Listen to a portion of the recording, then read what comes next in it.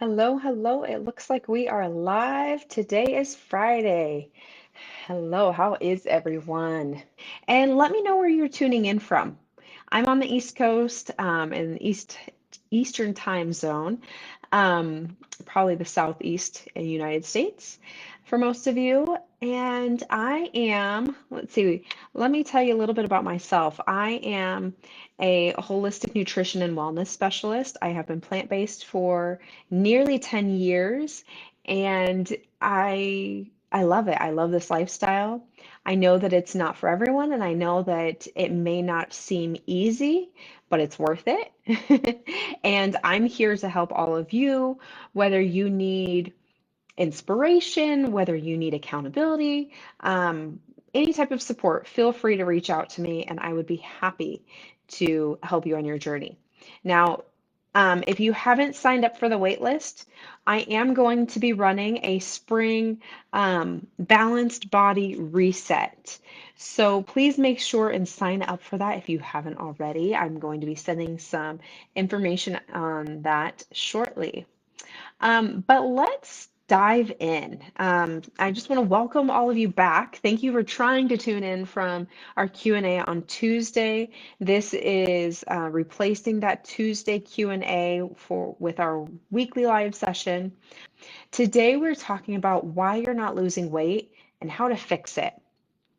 So one of the biggest struggles I hear fairly often, I mean, that's why most of us are in this group, is why am I not losing weight, right? Maybe you feel like you're doing everything right, but that number on the scale just won't budge. And maybe you're just feeling stuck and wondering what to eat, how much to eat, and if you're getting enough protein. Does that sound familiar? So today I want to break it down for you because it's it's a common question that we get, like, are you getting enough protein? Are you eating enough of this? What are you eating, right? Now, my first tip is why I want to go into some detail about why tracking your intake can be a complete game changer. First things first, if you're not tracking, you're guessing. I actually had this experience. I thought I was eating enough and I wasn't tracking. I was eating intuitively, but then I found myself snacking and grazing because I have kids at home. And there have been times where I was overeating by quite a bit or I was undereating. And it really takes some time and patience to get the hang of tracking. Now, most people struggling with their weight loss either one, underestimate what they're eating, and then they end up eating more than they think, which I had this happen, so I can speak from personal experience, or two, over restrict and then it slows down your metabolism. This happens because you stay in a calorie deficit for too long. So if you're not seeing progress, it's time to track and actually see what's going on. I know that many of us would like to just go with the flow, but I cannot emphasize how important tracking is and how much clearer of a how much clarity you get from tracking. Okay, so that's one thing that we touched on Tuesday, and I wanted to bring up again. The second one of the members in our community asked about protein. Are you getting enough? Now, that's a question that we as plant-based vegans, or if you um, choose not to use a label, or if you're plant-based, just plant-based, whatever it is. One of the biggest misconceptions that I hear is I can't get enough protein on a plant-based diet, or people are asking you, where do you get your protein? And you're like stumbling over the answer because you're not real sure. So let's clear that up real quick, okay? Beans and lentils, they're great sources of protein, but if you're worried about not getting enough, don't be afraid of tofu and tempeh, okay? Because in the right portions and the right portions and right balance in your meals, they are incredible. and they're protein-packed options that are also rich in nutrients, right? So beans and lentils are great for nutrients and fiber, some protein, but if you're really trying to increase your protein intake, I would opt for tofu and tempeh. And then there is some protein also found in quinoa, nuts, seeds, whole grains that you can add to your daily protein intake as well. Some people have asked me about, like, what do I do if I'm on the go and I do want to use a protein powder? It may not be technically whole food plant-based, but is there a good one that I can use as a substitute? Um, you know what? Nowadays, there are clean options. Um, there are some that have third-party testing and for heavy metals, because that is a concern with a plant protein powder. And there are also some protein bars that are minimal ingredients. Um, I'm drawing on the blank of the name of the one that I use or that I have, and I don't rely on them. I have them for when we're on the go, and I feel myself getting a little bit just not not undernourished, but just needing a little bit extra fuel when we're on the go and maybe I had my snack or I forgot my snack and I have a protein bar as a backup. So it really like you can also make your own. So you can definitely keep it whole food plant-based by making your own. But I just want you to know that there are options that can give you a boost as well. I mean, even, Earth Chimp is a great one. It has probiotics in it. I know Truvani has come out with one that is very clean, and so has No Meat Athlete, the complement. And those are minimal ingredients as well. Um, but what is so important and what's the significance of protein? Protein is key for fat loss and muscle retention. Um, the more protein you have, or excuse me, the more muscle you have, it's a living tissue. So the protein is what gives that muscle the fuel that it needs to continue to live and grow. And the more muscle you have, the greater your metabolism is.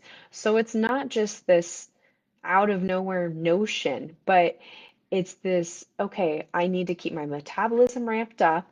I want to burn the fat, build the muscle, have that retention. So that's why protein is important.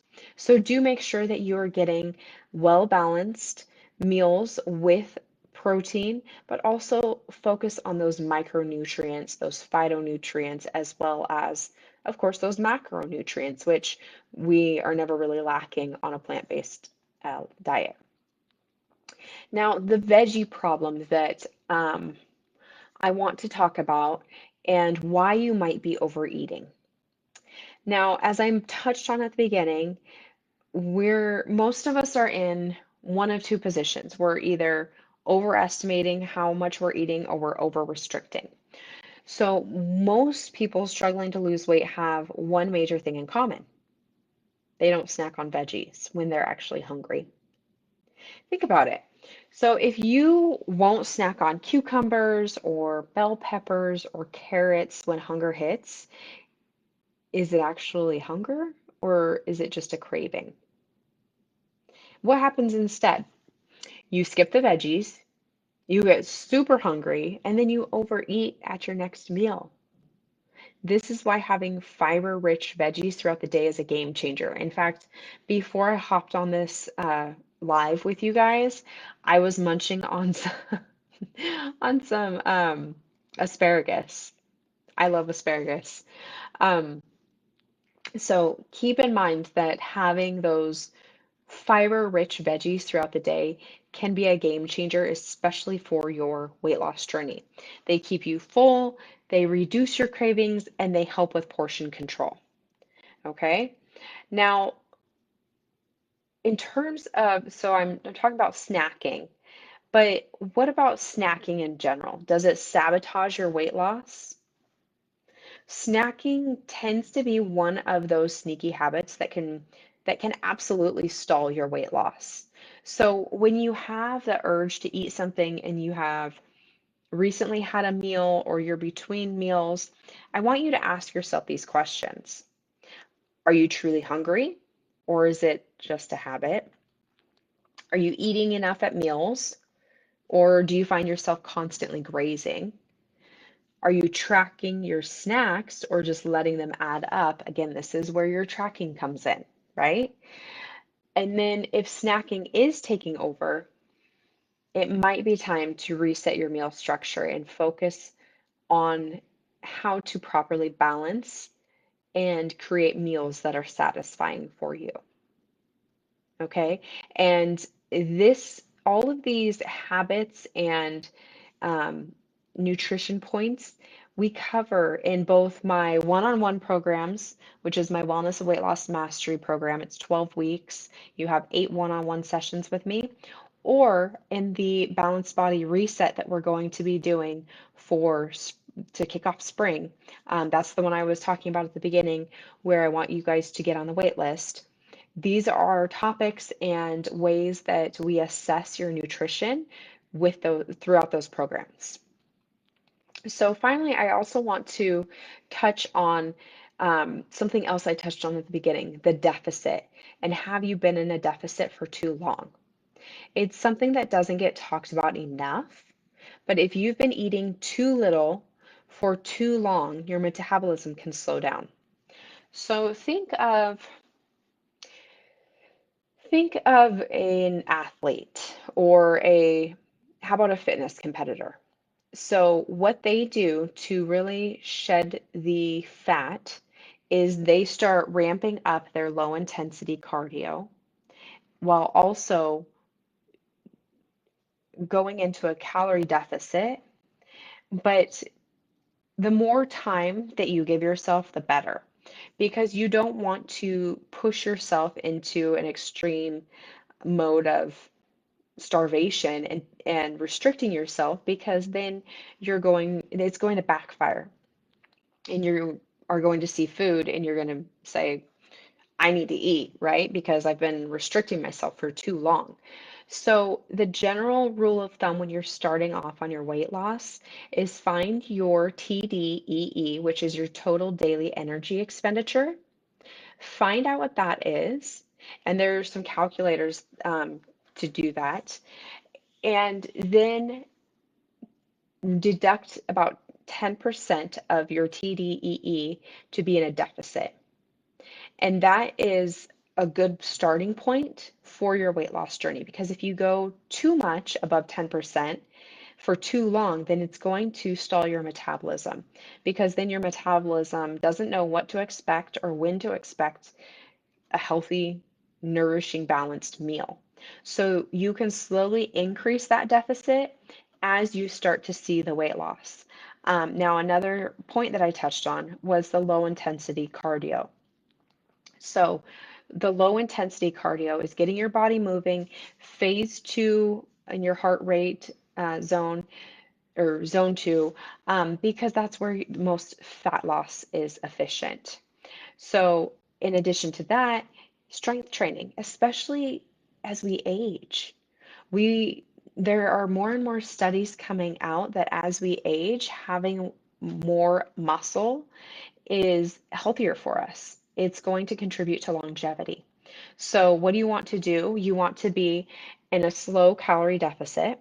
So, starting off 10% and going down from there of your TDEE, low intensity cardio, and strength train.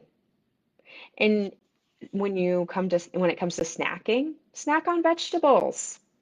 Okay? If you've been dieting forever and nothing is changing, your body might be in survival mode. So again, what do we need to do to ramp it back up? What did I say? Start eating at your TDEE. That's more of a maintenance level. And then you can slowly start going into a calorie deficit. Because when you eat at your TDEE, to it's going to ramp up your metabolism, especially because your body's going to start thinking, oh, wow, I don't have to expect that I don't know when I'm going to eat again. This is going to be a consistent measure of your intake so your body will slowly start ramping up your metabolism. So again, start with your TDEE, your maintenance, and then slowly back down with a calorie deficit. Increase your intake of those whole nutrient-dense plant foods. Hey, snack on some vegetables. They're good for you. And then again, strength train to not only rebuild your metabolic health, but excuse me, for the longevity of your muscles, right? So sometimes eating more, the right way, of course, is the key to breaking through a weight loss plateau. I hope today gave you some aha moments. If you found this helpful, let me know in the comments. And let me know, are you tracking your intake? How do you feel about your protein intake? Do you feel like you're getting enough? And then let me know, are you snacking out of hunger or habit? I'd love to hear what resonated most with you today. And if you need that personalized support that I mentioned to break through a plateau, shoot me a message. I'm here to help.